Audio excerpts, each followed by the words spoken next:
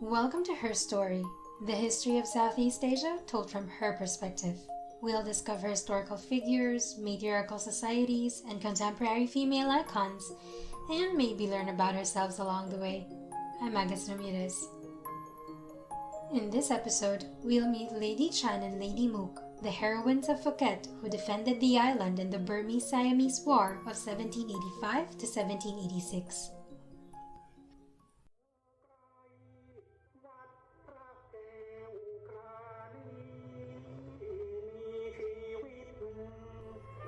December 6, 1785. I was going to come down to see you, but the Chow Kun, the governor, is still very ill, so I am sending the chief official of Muang Phuket to meet you. Please be kind enough to delay your departure. If the Chow Kun gets a little better, I will come down to meet you. Lady Chan to Francis Light, founder and first superintendent of Penang. Lady Chan, also known as Ya Chan or Nang Jun, was one of the most influential residents of Phuket, a southern province of Thailand. The largest island in Thailand, Phuket covers an area of about 570 square kilometers, roughly the size of Singapore. Before Phuket became known as a resort island in the 70s, it was a tin port.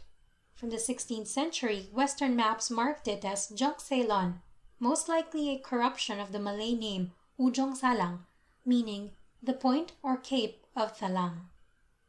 Lady Chan, born around 1730, was the eldest daughter of Chomrang, head of the family of Bantakyan, one of 3 settlements which had provided many of the rulers and other officials of the island. Her mother was Masya, a Malay noble from Kedah who married Chomrang as her second husband. She had been married previously to a Kedah Malay named Mahum, but moved to Thalang when she lost her inheritance following a family quarrel after his death. Lady Chan had a younger sister, Lady Mook, also known as Yamuk or Nang Mook, and 3 other siblings we don't know much about. In Lady Chan's youth, she entered an arranged marriage with Mom Si Fakdi, an official of Takwa Tung on the mainland north of Thalang. Together, they had a daughter, May Prang, and a son, Thian, who later became a governor of Thalang. Her husband, Mom Si Fakdi, tragically passed away after the birth of their son. Her second husband, Phraya Phimon, was made governor of Thalang by the Chow of Nakhon Si Thammarat, the immediate overlord. The date of this appointment was probably between 1772 and 1777. Some of the traders at the time believed that Phraya Phimon derived his influence from his wife's family. It's him that she's talking about in the 1785 letter to Francis Light. And Phraya Phimon did not get better from his sickness. He passed away shortly after, and his replacement had not been appointed. To make matters worse, he owed what seems to be a sizable debt to the king. So King Rama I ordered that Lady Chan be imprisoned at Pak Phra camp to atone for the debt. Meanwhile, to the north, their old enemy Burma was preparing for another invasion. Under the rule of King Pudong of Angwa, they organized 144,000 soldiers targeting Siam in their quest for expansion. They managed to invade Raman, Thai Yai, Manipura, and Yakai, and overran the very camp where Lady Chan was imprisoned. In the confusion, she managed to escape the prison camp and make her way back to Thalang. The Burmese commander-in-chief, Yi Woon, was also making his way to Thalang.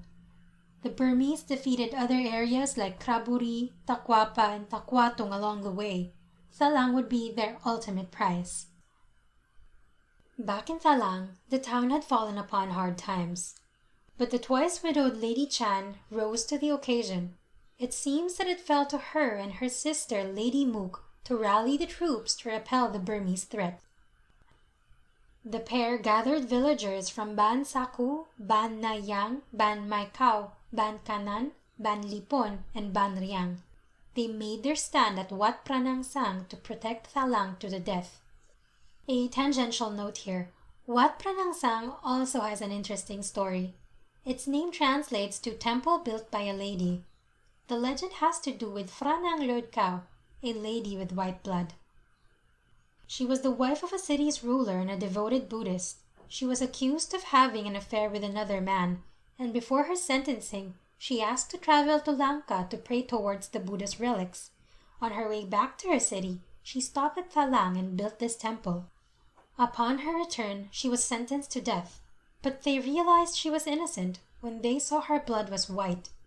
They named a temple in Phalanx after her, and it still stands there to this day, housing the world's 3 oldest and largest Buddha statues made of tin, named the 3 Kings. Back to 1785.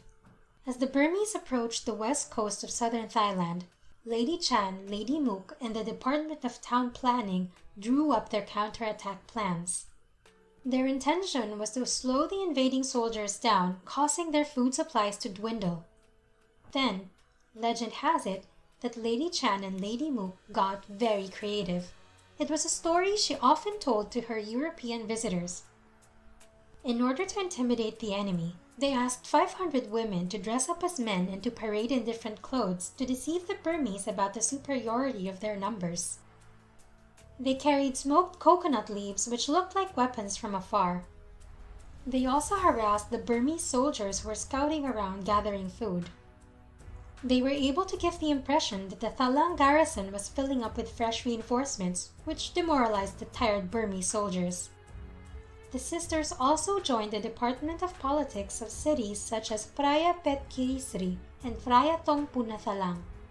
They grouped armies and divided into 2 camps to protect the city, and along with the people of Thalang, they fought against the enemy for about a month. But ultimately, the Burmese were defeated and forced to return to Burma on March 13, 1785. This later became known as Phalanx Victory Day. By October 1786, the Bangkok armies had achieved unexpectedly rapid and complete success against the Burmese. After the war, Lady Chan was involved in clearing up the affairs of her deceased husband, Governor Phraya Phimon, as well as her own business pursuits.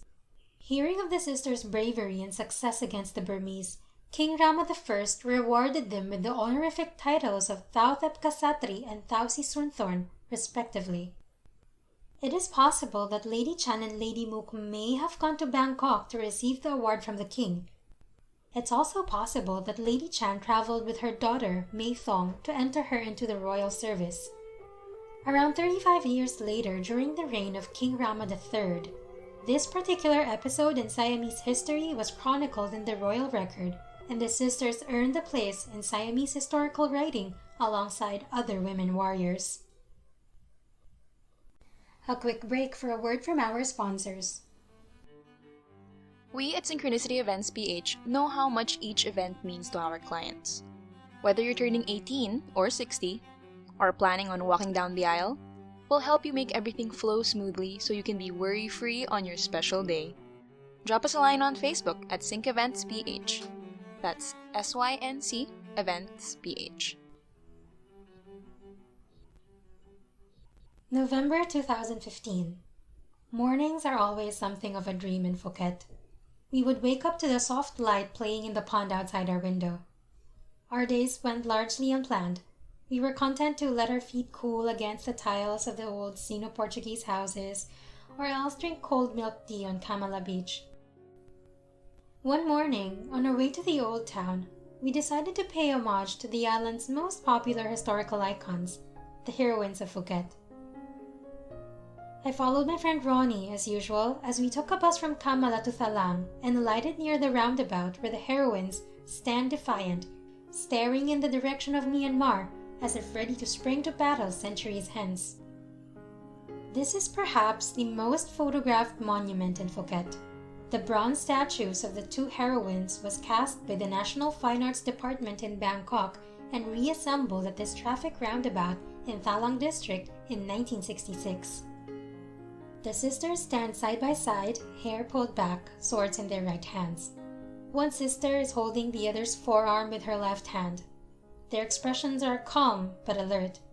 Marigold wreaths hang from their swords, a splash of color against the dark metal. Near the monument, there are shops that sell wreaths of marigolds. These flowers, known as Dok Dar Wang in Thai, are believed to represent God's perfect light. The flowers adorn the large monument of the sisters, the miniature below it, and the grates on either side. There are 3 lanes of traffic passing through this roundabout, and it's nearly impossible to cross to the center. Nearly. Bearing our marigold wreaths, we brave the early morning traffic to pay our respects to the heroines. Over the last 30 years, the Thai government has intensified efforts to seek national and popular recognition for the heroines. In 1985, the governor of Phuket, Wan Surakul, went to England and brought back the letters written by Lady Chan to Frances Light. I mentioned him at the start of this episode. He's the founder and the first superintendent of Penang. Lady Chan's letters to Frances Light showcase her business dealings at the time. At the recently renovated Wat Mang Kumarafat at nearby Bandon, a seated version of the heroine statues graces the altar. Occasionally, someone will ask the heroines to fulfill their vows. Siamese Buddhists make merit for the heroines.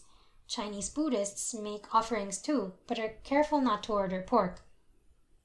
Others will sponsor a ronggeng performance by Orang Laut or Sea Gypsy women before the heroines' monument at the Phalanx roundabout. Ronggeng is actually a Malay social dance. It used to be a folk genre of the Malay and Baba communities performed by lower-class women. Today, it is a national art form promoted by the Malaysian state, attracting audiences of different ethnic groups and classes. It remains popular in southern Thailand as well. As you can tell from this, the heroines are at a unique crossroads of ethnicity, religion, and culture. They are venerated in a Buddhist-style temple which also incorporates Chinese practices, so you might think they were Buddhist when they were alive. But the fact that no pork is served to them might provide another clue to their identity. According to K. Prasit Chinarkan, a Phuket historian, we are not sure of the 2 heroines' religion. They could have been Muslim, Buddhist, or Christian. Like many things in Thailand, the sisters' possible Muslim identity is better left unexplained. It makes things simple. Thailand is a Buddhist country, and so its heroines must be too. The local Muslim minority in Phuket is politically and economically the weakest of the 3 groups. Some of them believe that the sisters' Muslim names, Fatima and Halima, have been kept in secret. In Salmana Sution's article, which is one of the main sources for this episode, she recounts how a few members of the Phuket Islamic Religious Board took her to a small gravesite in a rambutan orchard hidden away from the main road. They claimed this was the site of the old surau or temple. A little joss stick urn had been placed between the 2 main graves. They claimed that Lady Chan had stated in her will that they should be buried in front of this temple. It's clear that the heroines mean something to all the people of Phuket regardless of ethnicity, religion, or culture. Debates about who they really were is part and parcel of a unique society that has always been so diverse. And at the heart of the story is 2 sisters who had few resources but plenty of courage, who rose to the occasion and commanded an army, who were able to defend Phuket from a Burmese invasion, who upheld sovereignty when many areas had fallen and they thought hope was lost. In 1992, the Thao Thep Kasatri and Thao Sri Sunthorn Foundation was established with funds from Princess Maha Chakri Srindhorn.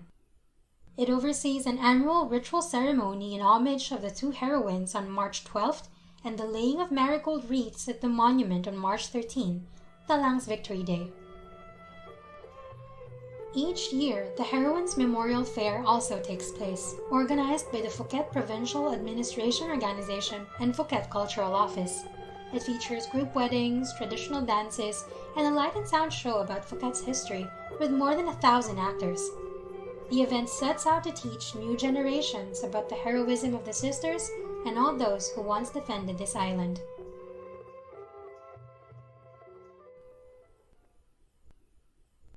Producing a podcast like this takes a lot of time and research. If you like what we do and want to support the next episodes, head on over to our Patreon. Give us little as $1 to get a copy of the show notes with all the references, access to the close friends Instagram stories, and a shout out at the end of the next episode. And if you can't, just tell your friends about this podcast. That works too. Don't forget to follow us on Twitter and Instagram at HerStoryCPod. That's HerStory, SEA Pod. In the next episode, we'll talk about Aches Kumalahayati, the first female admiral in the world who led the Inong Bale, an all-women army of widows. There are so many more stories to tell, and we're just getting started. This podcast was written, hosted, and edited by Agus Ramirez. Special thanks to Kara and Mando for joining us on Patreon, Janelle Peterson of Synchronicity Events for the ad, Heihimitsu for the opening and closing theme, and our 207 followers on Twitter. See you next time. Maraming salamat.